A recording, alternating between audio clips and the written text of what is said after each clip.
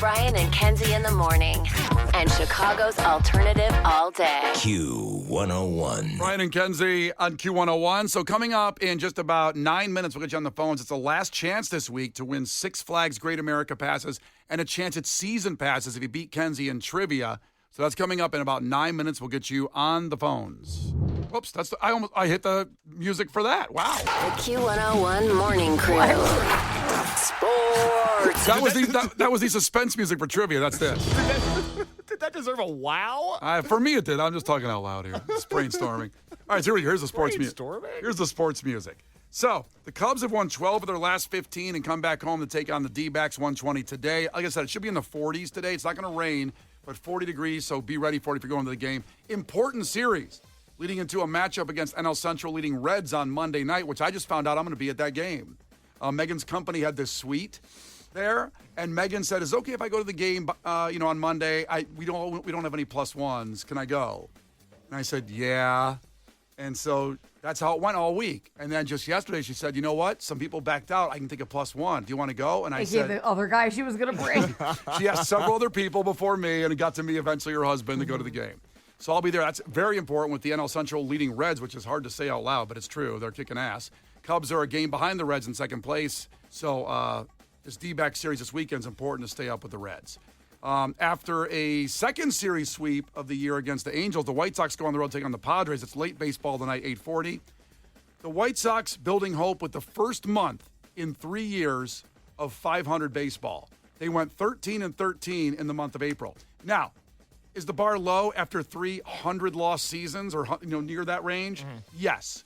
That doesn't mean it's not amazing to have a 13-13 full calendar month of April, 500 record, and also some of the most exciting baseball in Major League Baseball. Pretty nice. Late baseball tonight for your Chicago White Sox. But also this weekend, besides all the playoffs with Stanley Cup and NBA, Kentucky Derby tomorrow. It'll be at 5:57. That's when they always give you a time right around there, but it always sometimes ends up starting a half hour late. In Churchill Downs in Louisville. So 5:57 Eastern or Central? 5:57 our time. Okay, Central. So Central time. But I watch it every year, and it lingers on, and just be ready to go. Get your bets in by then. So Sovereignty won last year's Kentucky Derby with 7-1 odds on a sloppy track. Remember how rainy it was? Yeah. Do you remember, Kenzie? Or? We just saying, Locked in. Because I remember all the mutters really took advantage there. How could I forget? I do remember. Didn't you pick some super American horse last year?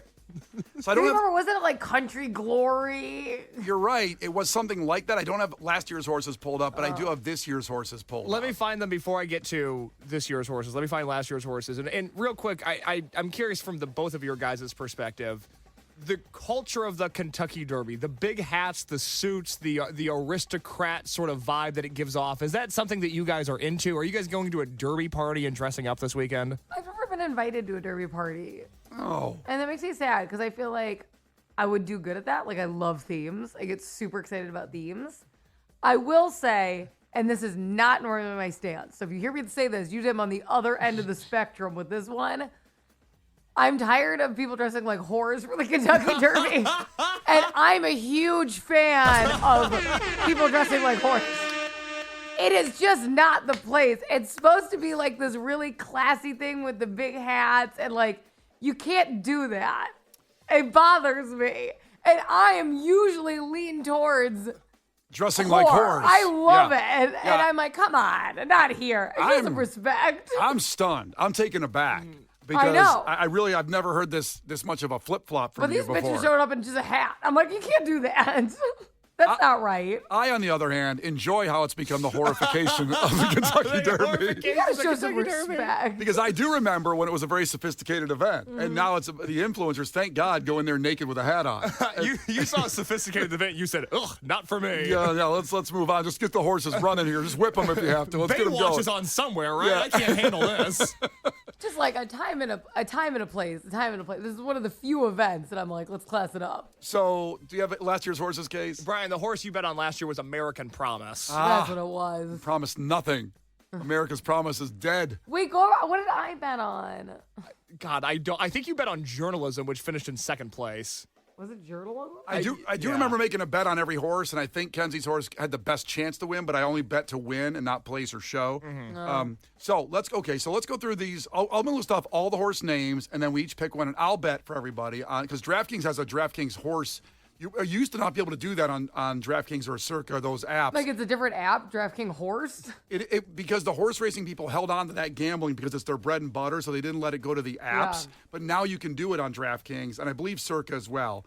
So I'm going to go down the horse names really quick, and then we'll pick one. So these are a lot of horse names, right? Yeah, it's about 20 horses. Okay, I'm going to let you rattle through all of these horse names. Yeah, Renegade, Albus, Intrepido, Litmus Test, Right to Party, Commandment, Dannon Bourbon, So Happy, The Puma, Wonder Dean, Incredibolt, Chief Wallaby, hope that's not racist. Same. Feel like it is. Fingers crossed. Potenti, Emerging Market, Pavlovian, Six Speed, Further Ado, Golden Tempo, Great White, and Oshiali. So those are the names of all the horses running. There's already been some scratches already, and it could change by tomorrow. But, Kenzie, is there a horse that you love? I am really into the name. By the way, we don't have the odds listed here, so we're just picking names. Yes. I don't know. Correct. I like the name Further Ado. I feel like that's somebody who's being considered an underdog, and I like that. Like, without further ado, like, you're the last, Incredibolt, a bit obvious, right? That sounds fast. Further Ado is like, sit back and watch. I'm a professional. Incredibolt does sound fast. Right. Okay. Kenzie's taking Further Ado. Case, who are you taking? God, there's a few different options here that I like. I use the phrase litmus test all the time, so I'm in favor of that horse. Chief Wallaby certainly caught my attention. Until you found out it was racist? Well, I guess let's do a quick Google on Chief Wallaby just to see what comes up. Right. And just horses. Turns out racist. And oh boy. What a Google search. Thank you for joining us for our favorite game on Brian and Kinsey, racist or not. I mean, does the jockey have a headdress on? Yeah. I mean, just like not good. And a tomahawk? That doesn't look good. Where he should dress up. And it's like a bad one. It's like a party city. It's like, uh-oh. So I'm sorry. So who are you going to take, Case? I think... Go with your gut. You can take Chief Wallaby. It's not racist. No, I'm not going to take Chief Wallaby. I think I am going to go with Litmus Test. Okay. Litmus Test, Case. Although I like the Puma, too, because the Puma is a different animal than the horse. You know what? I'm going with the Puma. Give me the Puma. Okay, I'm crossing it off. Okay. I like the Puma. I like that they named a horse Puma. That's funny to me. Also, Puma sweatsuits were amazing back in the day. Puma sweatsuits were amazing back in the day. You're right. There's no big choice. Did you have one? You think the horse is going to rip off a track? Yeah. With the Velcro. Did you have a Puma tracksuit? I had one full Puma sweatsuit that I wore for a while. Okay, what color? Black and white. Okay. Black, white, yeah. I had suede Puma sneakers that were royal blue with a yellow Puma logo, and the kids in my grade did not like those. I got real negative feedback on them. Really? Mm-hmm. Are Pumas out now? No, Pumas are in. I thought they were still in. Yeah, okay, good. Okay, there's no big, mystery here. I'm taking Right to Party without question. Obviously. We steered clear of that one for you. Now, do you want to know the odds that we all chose? Now that you've chosen the horses. Yes. So, okay. So Kenzie chose Further Ado. Further Ado has 7-1 odds, Kenzie. That's good. Is it? Okay, see, I don't know. 7-1 odds is almost the best odds of the pack.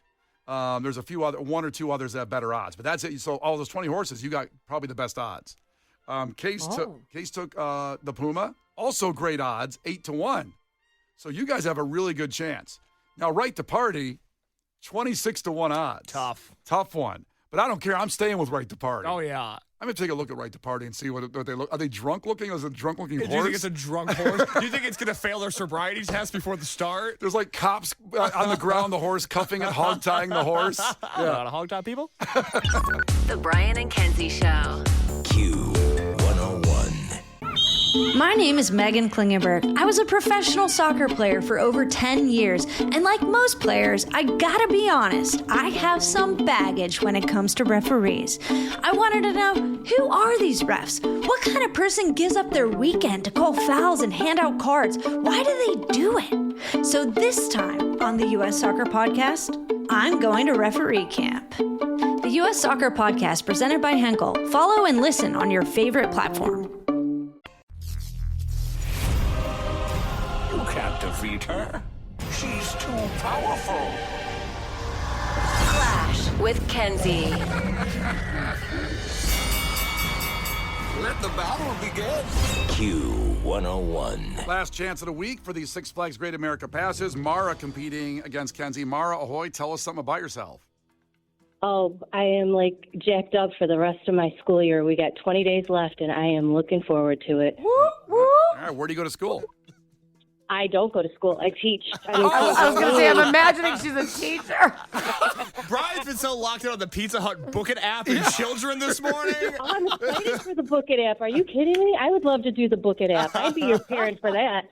See, there you go. Well, just send me an email. I'll vouch for your Yeah, dad. you have a lot of kids on this Book It I app. could be your grandma. Are you kidding, Brian? I could be your grandma. That's how old I am. I doubt it. What grade do you teach? I teach high school special ed. Oh, that's awesome. That's amazing. Thanks. Well, here you go. 20 days left. You can win these passes and go to Six Flags. That'd be awesome. First one to 5 wins. Listen carefully. If Kenzie gets one wrong, you can steal a point. She can do the same to you. Call heads or tails. Tails. It is tails. You are up first. Here you go, Mara. Question number 1.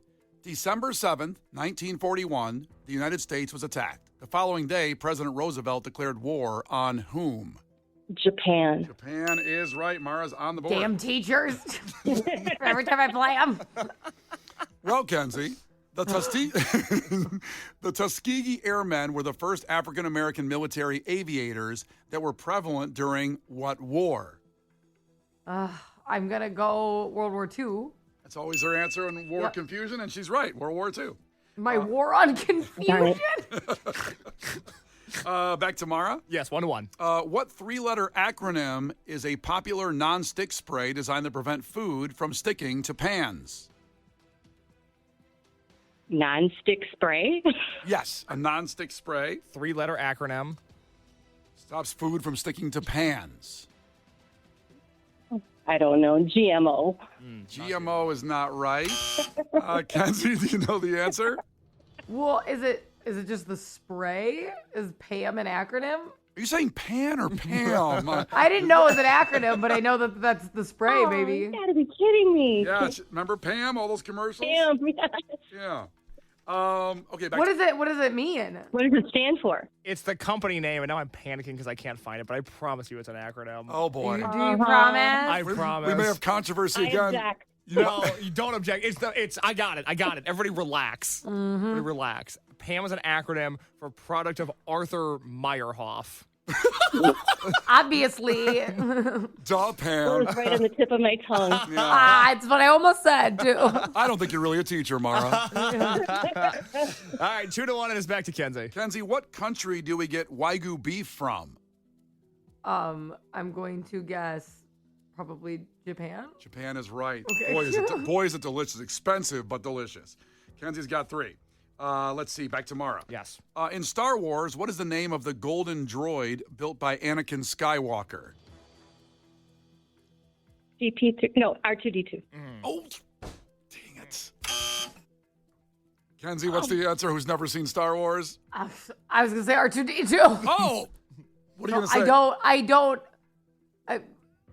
Han Solo? I got nothing. I don't know anybody else. Verification. Kenzie's watching Star Wars, 7:50 on Monday for May the 4th. She'll have a review of that coming up.